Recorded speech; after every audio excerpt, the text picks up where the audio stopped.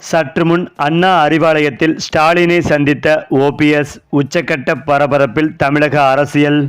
ஏற்கனவே 2026 சட்டமன்ற தேர்தலை குறிவைத்து மக்களை காப்போம் தமிழகத்தை மீட்போம் என்ற பெயரில் ஜூலை 23ஆம் தேதி வரை கொங்கு மண்டலம், வட மாவட்டங்கள், டெல்டா மாவட்டங்களில் அதிமுக பொதுச் செயலாளர் எடப்பாடி பழனிசாமி சுற்றுப்பயணம் மேற்கொண்டு மக்களை சந்தித்து பிரச்சாரம் மேற்கொள்கிறார்.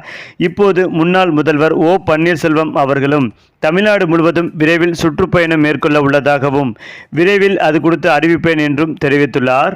அதாவது 2026 சட்டமன்ற தேர்தலை முன்னிட்டு அதிமுக பாஜக கூட்டணி உருவாகி இருக்கும் நிலையில் அந்த கூட்டணியில் ஏற்கனவே இருந்த ஓ பன்னீர்செல்வம், டிடிவி தினகரன் ஆகியோர் பாஜக கூட்டணியில் தான் இருக்கின்றனர் என பாஜக கூறி வருகிறது. ஆனால் அவர்கள் தங்கள் கூட்டணியில் இல்லை என அதிமுக மறுத்துள்ளது. இந்த நிலையில்தான் 2026 சட்டமன்ற தேர்தல் கூட்டணி தொடர்பாக ஓ பன்னீர்செல்வம் நேற்று திடீரென ஆலோசனை மேற்கொண்டார். பன்ருட்டி ராமச்சந்திரன் தலைமையில் நடைபெற்ற இந்த கூட்டத்தில் பன்னீர்செல்வம், அவருடைய ஆதரவு நிர்வாகிகள் உள்ளிட்டோர் பலர் கலந்து கொண்டனர். மேலும் அந்த கூட்டத்தில் பேசிய ஓ பன்னீர்செல்வம் எந்த நிபந்தனையும் விதிக்காமல் அதிமுகவில் நான் இணைவேன் என கூறியுள்ளார். ஆலோசனை கூட்டத்தை தொடர்ந்து செய்தியாளர்களிடம் பேசிய ஓ பன்னீர்செல்வம், அதிமுக ஒன்றிணைந்து செயல்பட வேண்டும் என்பதே எங்கள் நோக்கம். அதிமுகவின் அனைத்து தொண்டர்களும் இணைவதற்கு எடப்பாடி பழனிசாமி ஒப்புக்கொண்டால் எந்த நிபந்தனையும் விதிக்காமல் நான் இணைவேன். எனக்கு எந்த பதவியும் தேவையில்லை என்றார் ஓபிஎஸ். அதே நேரத்தில் எடப்பாடி பழனிசாமி குறித்து விமர்சிக்க வேண்டாம். எடப்பாடி பழனிசாமியை விமர்சித்தால் தேவையற்ற குழப்பத்தை ஏற்படுத்தும். என்னுடன் இருப்பவர்களுக்கு தகுதியின் அடிப்படையில் பதவி வாங்கி கொடுக்கும் பொறுப்பு எனக்கு இருக்கிறது. வரும் செப்டம்பர் 4ஆம் தேதி எனது தலைமையில் மதுரையில் நடைபெறும் மாநாடு வரலாற்றில் பதிவு செய்யக்கூடிய மாநாடாக இருக்கும். மாநாட்டிற்கு சசிகலா, டிடிவி தினகரனுக்கு அழைப்பு விடுக்கப்படும். வரும் செப்டம்பர் 4ஆம் தேதி எனது தலைமையில் மதுரையில் நடைபெறும் மாநாடு வரலாற்றில் பதிவு செய்யக்கூடிய மாநாடாக இருக்கும். மாநாட்டுக்கு சசிகலா, டிடிவி தினகரனுக்கு அழைப்பு விடுக்கப்படும் என்றார். அதற்கு முன்னதாக இந்த கூட்டத்தில் ஓ பன்னீர்செல்வம் பேசியதாக சில தகவல்களை அங்கிருந்த சில நிர்வாகிகள் பகிர்ந்து கொண்டனர்.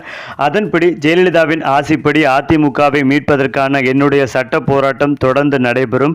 இதுவரை சட்ட போராட்டத்தில் துணையாக நின்ற உங்கள் அனைவருக்கும் நன்றியை தெரிவித்துக் கொள்கிறேன். அதே நேரத்தில் அதிமுக மீண்டும் ஆட்சியில் அமர வேண்டும் என்பதற்காகத்தான் தற்போது தர்மயுத்தம் நடத்தி வருகிறோம். இப்போது இல்லை என்றாலும் வருங்காலத்தில் நிச்சயம் நம்முடைய நோக்கம் நிறைவேறும். குறிப்பாக மக்களின் நன்மதிப்பை பெற்றவர்கள் மட்டும்தான் முதலமைச்சராக முடியும். தற்போது சில முடிவுகளை எடுத்திருக்கிறேன். ஆனால் அது தொடர்பாக வெளியே சொல்ல முடியாது. ஆனால் விரைவில் அது என்ன என்பது உங்களுக்கு தெரியும். வருகிற செப்டம்பர் மாதம் 4ஆம் தேதி மதுரையில் மிகப்பெரிய அளவில் மாநாடு நடத்தப்படும்.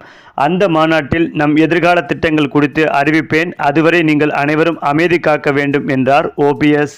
அது மட்டுமில்லாமல் ஓபிஎஸ் அவர்கள் விரைவில் தன்னுடைய உறுப்பினர்கள், ஆதரவாளர்கள் எல்லோரையும் ஒன்றாக இணைத்து ஒரு மாநாடு நடத்த திட்டமிட்டுள்ளார். அந்த மாநாட்டில் முக்கியமான செய்தி ஒன்று காத்திருக்கிறது என்று சொன்னார். அது வேறு ஒன்றும் இல்லை, ஓபிஎஸ் அவர்கள் தன்னுடைய ஆதரவாளர்களை ஒன்றாக இணைத்து விரைவில் திமுகவில் இணைய உள்ளதாகவும், இதற்காக ஸ்டாலின் அவர்களுக்கு பிரமாண்ட விழா நடத்த திட்டமிட்டு வருகிறார். அதற்கு முன்னோடியாகத்தான் தற்போது ஓபிஎஸ் அவர்கள் திடீரென அண்ணா அறிவாலயம் சென்று ஸ்டாலின் அவர்களை நேரில் சந்தித்து ஆலோசனை நடத்தியிருப்பதாக தற்போது தகவல்கள் வெளிவந்து அதிமுக தலைமையான எடப்பாடிக்கு பேரதிர்ச்சிகளை கொடுத்து வருகிறது. சரி, இப்போ நீங்கள் சொல்லுங்கள், ஸ்டாலினை நேரில் சந்தித்த ஓபிஎஸ் பற்றிய உங்களுடைய கருத்துக்களையும் உங்கள் கமெண்ட்டில் சொல்லுங்கள். மேலும் இந்த வீடியோ உங்களுக்கு பிடித்திருந்தால் லைக் பண்ணுங்கள், ஷேர் பண்ணுங்கள், மறக்காமல் நம்முடைய சேனலை சப்ஸ்கிரைப் பண்ணிக்கோங்க.